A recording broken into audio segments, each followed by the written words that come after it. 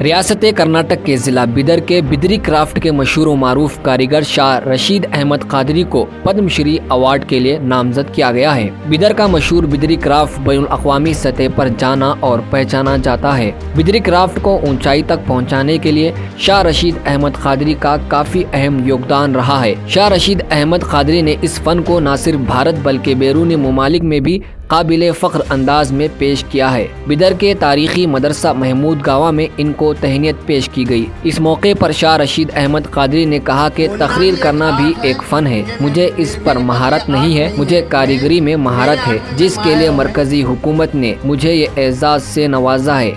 इसलिए मैं सिर्फ इतना ही कह सकता हूँ कि आज मुझे जो ये पद्मश्री अवार्ड मिला है, ये सिर्फ मुझे नहीं बल्कि बिदर की अवाम को और बिदरी आर्ट को मिला है। और इसके अलावा कर्नाटक के वज़ीर आला बसवराज बोम्मई ने भी शाह रशीद अहमद कादरी को मुबारकबादी दी है। और बिदर के महमूद गांव से खिताब करते हुए मरकजी वजीर और रुकन पार्लियामेंट बिदर भगवंत कोबा ने कहा कि रशीद अहमद कादरी को ये अवार्ड मिलने में मेरा कोई रोल नहीं है।